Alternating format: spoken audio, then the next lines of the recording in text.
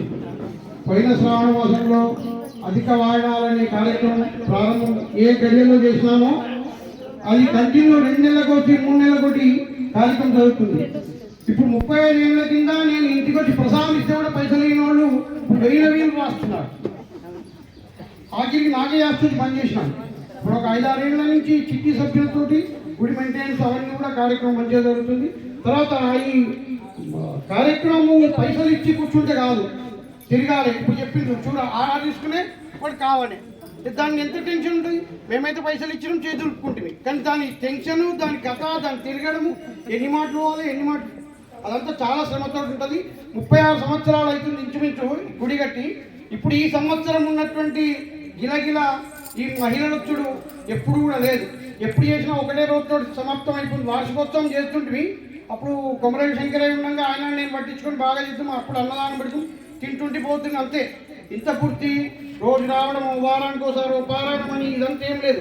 పోయిన శ్రావణ మాసం మొదలు పెట్టడం, మళ్ళీ శ్రావణ మాసంలో గాజుల పూజ అని, లక్ష పుష్పార్చన అని, దీపార్చన అని, శాకాంబరి మనకు అలవాటే లేదు మొత్తానికి. అటువంటిది మీరు ఎవరో అమ్మవారు సంకల్పించింది, అయినా బ్రహ్మాండంగా అందరూ పరిశాన్ అయిపోయింది. కూరగాయలు ఎక్కడ తెచ్చింది, ఇవన్నీ ఈ ఎర్రకాప్సికము, ఈ నల్లకాప్సికము, ఈ పచ్చకాప్సికం ఇవన్నీ ఎక్కడ తెచ్చిందని నాకు ఫోన్ చేశాడు. వాడు ఏమో వాళ్ళు ఎక్కడ తెచ్చారో తెలియదు నాకు అని చెప్తున్నాను. అదైతే అందరూ స్టేటస్ పెట్టుకున్నాం మా చుట్టాలలో కూడా ఆ ఫోటో ఆరోగ్యం.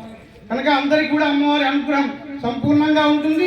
ఇలాగే మీరు అన్ని కార్యక్రమాలు చేసుకుంటూ అమ్మవారి దీవెనలు పొందుకుంటూ ఇంకా ముందు ముందు అందరూ కూడా ఐక్యమత్యంతో ఈ గ్రూపు ఆ గ్రూప్ అనే భేదాలు పెట్టుకోకుండా దేవాలయంలో ఏ భేదం ఉండదు. మాకైతే ఏముండదు. మా బ్రాహ్మణులకు టీఆర్ఎస్ వచ్చినా, టీడీపీ వచ్చినా, కాంగ్రెస్ వచ్చినా, ఎవరు వచ్చినా వాళ్ళకి సాల్వా చెప్తాం, ప్రసాదం ఇస్తాం, కీర్తనసారం ఇస్తాం. మీరు కూడా అదే పద్ధతిగా ఉండాలి. గుడి దాటినాక పార్టీ, గుడిలో కూడా పార్టీ లేదు, అందరు మనమే. అక్క, చెల్లె, వదిన, వేదాప్రియులు అంతా సువాసినులు, అంతా ముత్తేదలే. అందరూ పసుపు పుట్టించుకోవాల్సిందే, చిన్న పెద్ద లేకుండా అందరూ కలగలుపుగా మాట్లాడుకోవాల్సిందే. కానీ ఈ భేదాభిప్రాయం పెట్టుకొని రాకపోవడము, చేయకపోవడం మంచిది కాదు. దేవాలయానికి అందరూ కూడా రావాలి. అమ్మవారి అనుగ్రహం సంపూర్ణంగా మీ మీద ఉంటుంది.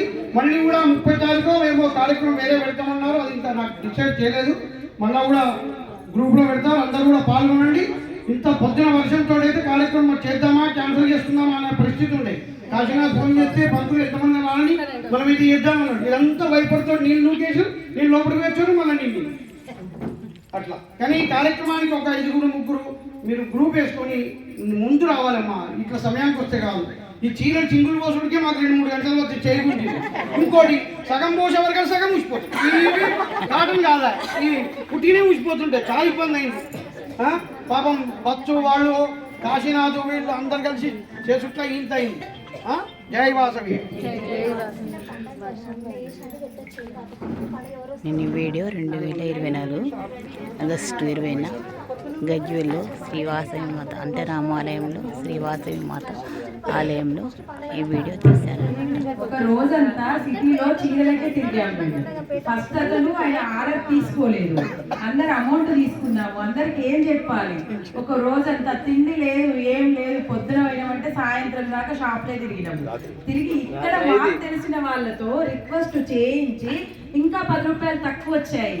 తిరిగి షాప్లన్నీ తిరిగి 10 రూపాయలు తక్కువ చేసుకొని మనం అమ్మవారి కృపతో ఈ మంగళహారతి తెచ్చాము. ఈ రోజు కూడా మా మగవాళ్ళు 2-3 ఇక్కడనే పొద్దున్న నుండి ఈ చీరలతోని కట్పించుడుకు పంతులతో పాటు ఉన్నారు. నేను టైంకి ఎందుకు వచ్చినా అంటే మా ఆయన కూడా ఇక్కడనే ఉన్నాడు మొత్తం. ఇది అమ్మవారి దయనే, అమ్మవారి కృపనే మనల్ని పుణ్యకార్యాలు చేపిస్తుంది. కాకపోతే అందరూ సహకరించాలి. పంతులు అయ్యగారు చెప్పినట్టుగా అందరు ఐకమత్యంగా ఉండాలి. అట్లా ఉంటే అందరికీ సంతోషము. ఎందుకంటే ఇన్ని రోజుల నుండి మనం ఏ కార్యక్రమాలు చేసుకోలేదు. 5-6 సంవత్సరాల నుండి పనులు చేసినా కూడా స్త్రీలు మాత్రం ఎక్కువగా రాలేదు. మనం 41 రోజు పారాయణం ఫస్ట్ పెట్టాము, అప్పుడు వచ్చాము. తర్వాత మన మహిళా విభాగంలో 41 రోజు మళ్ళీ పెట్టాము. మళ్ళీ నెల పారాయణం పెడుతున్నాము. అయ్యగారు అన్నట్టుగా ఈ సంవత్సరం నుండే మనం మంచిగా చేసుకుంటున్నాము. కాబట్టి కోమట్లలో ఐక్యమత్యం ఉండదు అనేది నానుడి. కాకపోతే అది ఓగొట్టి అందరం కలిసి ఇంకా కార్యక్రమాలు మంచిగా మన మహిళా విభాగం ఒకటే గ్రూపు, మహిళలందరూ ఒక్కటే. మరి ఇక్కడ చిట్టి సభ్యుల భోజనము అని కూడా వస్తుంది అప్పుడప్పుడు. చిట్టి సభ్యుల్లో ఎవ్వరూ లేరు. మహిళా విభాగంలో ఎవరైతే ఆడవాళ్ళు ఉన్నారో వాళ్ళ భర్తలే ఉన్నారు. మరి భార్యలను పారాయణం చేస్తే భర్తలు భోజనం పెడుతున్నారు అంతే, ఇంకేం లేదు. అందరూ ఇక్కడ మా ఆయన ఉన్నాడు, కాశన్ ఉన్నాడు, రమక్క వర్తి, ఇట్లా ఇక్కడ ఉన్న వాళ్ళు ఉమేష్ అన్న అందరూ ఉన్నారు చిట్టి సభ్యులు. వాళ్ళ భార్యలం మహిళా విభాగంలో ఉన్నాము అంతే తేడా. కాకపోతే మన మహిళలం చేయడం కష్టం. మేము అసలు ఈ కార్యక్రమం ఎవరో ఒకరు ముందుంటేనే కార్యక్రమం జరుగుతుంది. మేము కూడా ముందుంటాము అని అనుకోలేదు. మామూలుగా భక్తితో ప్రేమతో అమ్మవారి పారాయణానికి వచ్చాము. ఇక్కడ 2 సంవత్సరాల నుండి ఎవ్వరు తీసుకోమన్నా కూడా ఏ పదవులు తీసుకోవడం లేదు. మహిళా విభాగం వెనుకబడుతుంది. జగదేవ్పూర్లో ఉంది ఈ యొక్క మహిళా విభాగం అనేది, ఇక్కడ హుస్నాబాద్ లో ఉంది, మళ్ళీ అలాగే కుక్నూరుపల్లిలో చిన్న చిన్న గ్రామాలలో ఉంది. మరి ఇంత పెద్ద పట్టణము ఎంత మందినన్నా కూడా ఎవ్వరు ఏ మహిళలు కూడా ముందుకు రావడం లేదు, కార్యక్రమాన్ని నిర్వహించడం లేదు అని చాలా సార్లు అన్నారు. అలాగే ఇక్కడ ఒక నిలపారాయణం ఇట్లాగే జరుగుతూ ఉంటే దౌలతాబాద్ వాళ్ళు, అలాగే కుట్నూరిపల్లి వాళ్ళు, సిద్దిపేట వాళ్ళ అధ్యక్షులు, సెక్రటరీలు కొంతమంది వచ్చారు. వాళ్ళు చాలా సార్లు మనల్ని రిక్వెస్ట్ చేశారు, మీరు కార్యక్రమాన్ని నిర్వహించారు, దీనికి ఏం పెద్ద బాధ లేదు, ఇలాగే పారాయణం చేసుకుంటూ పోతే సరిపోతుంది, మీరు ముందుంటుంటే కార్యక్రమం జరుగుతుంది అని వాళ్ళ రిక్వెస్ట్తో వాళ్ళు ప్రేమతోనే అన్నారు మనం కార్యక్రమాన్ని నిర్వహించుకోవాలి అని. వాళ్ళ ప్రేమతో మనం ముందుకు రావడం జరిగింది. కానీ మనం పారాయణం కోసమే వచ్చాము, ముందుండాలి ఏదో చేయాలని కాదు.